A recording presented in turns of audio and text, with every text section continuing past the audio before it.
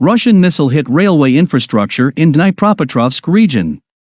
Russian forces fired rockets at Pavlohrad district in Dnipropetrovsk region last night, damaging the railway infrastructure, cars, houses, and a production building. The press service of the Dnipropetrovsk Regional Military Administration reported this on Telegram, Ukrinform reports. We have 3 night strikes on Pavlohrad district. The rocket hit the railway infrastructure. A 48-year-old man died. 8 buildings were damaged, the report says.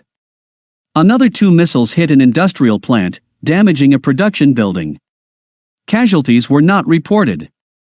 As reported on Saturday at about 1500 hours, a Russian missile hit a 16-story residential building in Odesa.